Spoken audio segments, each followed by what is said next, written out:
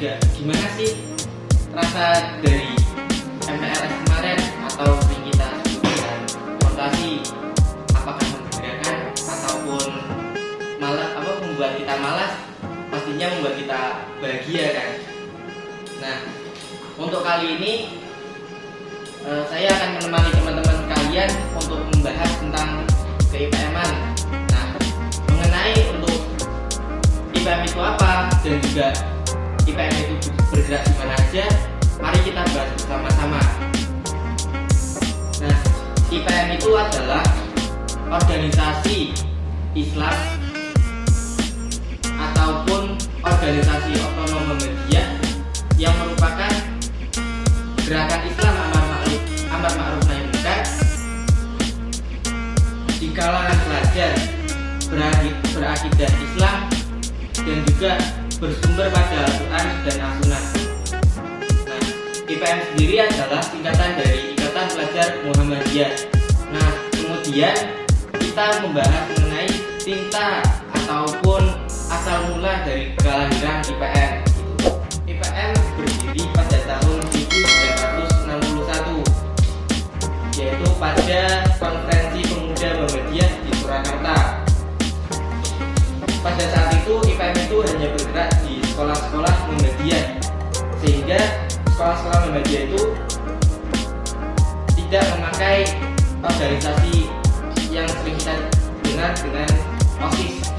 Di sekolah Muhammadiyah itu menggunakan IPM sebagai organisasi pelajar di kalangan sekolah. Kemudian IPM berubah ataupun dirubah namanya dari IPM kemudian menjadi Ikatan Remaja Muhammadiyah pada tahun 1992 dikarenakan dapat desakan dari Menpora RI, karena pada saat itu organisasi yang diizinkan adalah organisasi yang berada di sekolah, yang diizinkan itu hanya OSIS. Maka dari itu organisasi IPM di sekolah itu bisa diartikan dirubah seperti itu. Nah, kemudian pada tanggal 28 Oktober 2008 Ikatan Remaja Masjid berubah nama lagi menjadi Ikatan Pelajar Muhammadiyah. Dari perubahan nama tersebut memiliki beberapa dampak, yaitu dampak positif dan juga dampak negatif. Dampak positifnya adalah yang tadinya pada saat IPM yang awal dibentuk itu hanya bergerak di sekolah, namun karena ada perubahan dari pimpinan yang tadinya IPM menjadi Ikatan Remaja Muhammadiyah, itu di kalangan desa ataupun orang-orang yang bukan pelajar itu bisa mengikuti. Nah, kemudian pada saat diganti lagi menjadi IPM, maka organisasi yang ada di sekolah maupun di desa itu ada semua, dan itu untuk dampak positifnya. Nah, mengenai dampak negatifnya adalah karena IPM itu ada bagian tubuhnya ataupun bisa dikatakan memiliki arah gerak. Nah, pada perubahan-perubahan itu, jadi dari teman-teman kita yang dahulu itu harus merubah konsep dari yang tadinya di sekolah menjadi di desa, kemudian yang di desa terus menjadi di sekolah dan desa juga, seperti itu. Kemudian maksud dan tujuan dari IPM.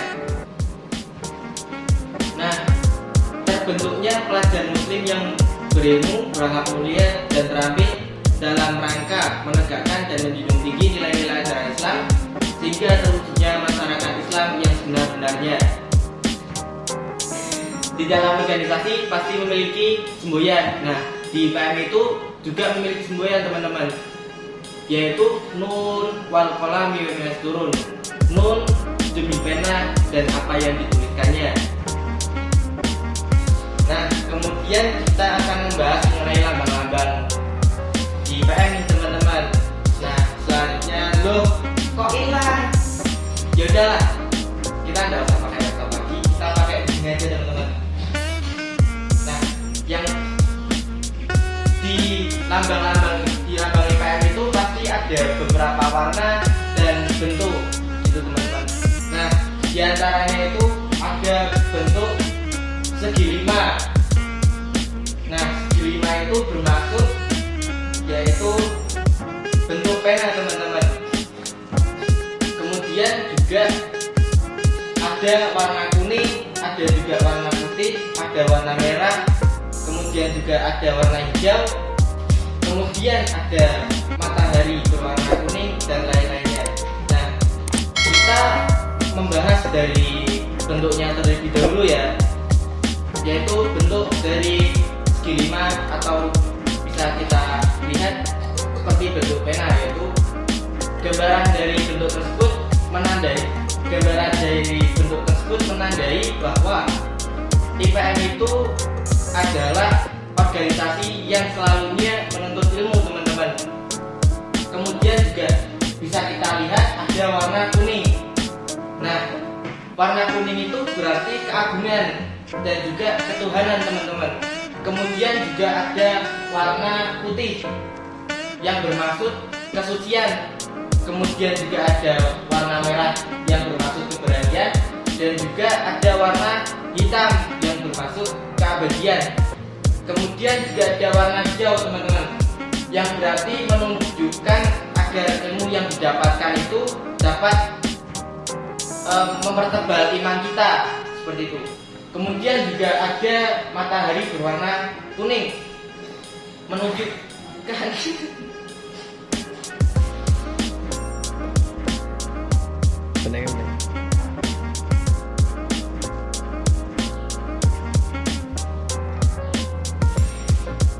kemudian ada juga matahari berwarna kuning yang berarti menunjukkan bahwa IPM adalah keluarga dari organisasi Muhammadiyah.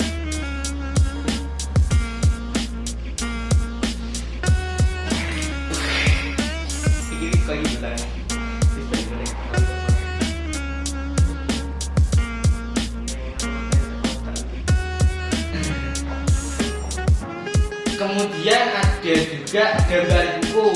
Nah, gambar buku itu berarti pengetahuan dan juga bisa diartikan sebagai gambaran dari Al-Quran yang suci. Kemudian yang terakhir juga di tengah-tengahnya itu ada semboyan IPM teman-teman, yaitu Nun wal qalami wa yasturun atau Al-Qalam ayat 1. Nah, untuk pembahasan selanjutnya kayaknya kalau kita cuma di satu tempat kurang enak nih teman-teman. Gimana kalau kita pindah tempat yuk? Yuk.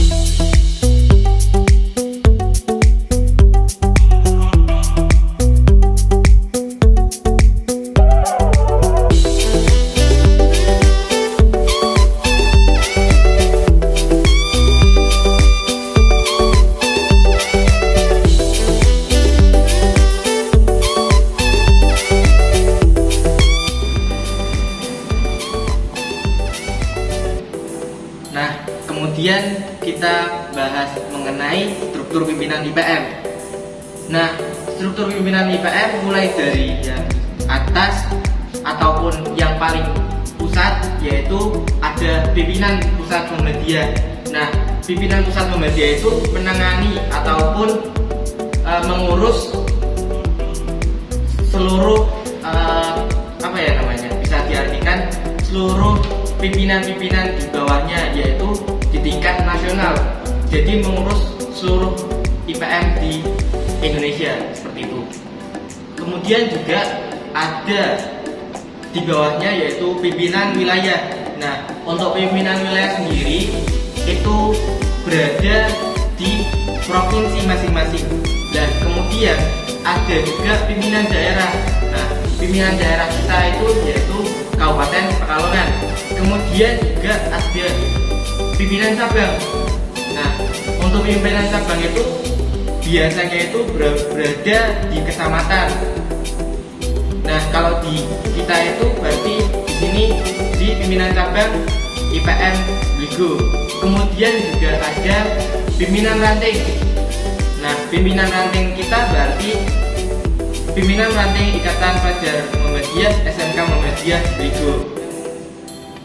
Di ranting kita ini, di SMK Bligo ini ada 4 bidang teman-teman, yaitu bidang perkaderan, bidang KDI, bidang PIP, dan juga bidang ASBU.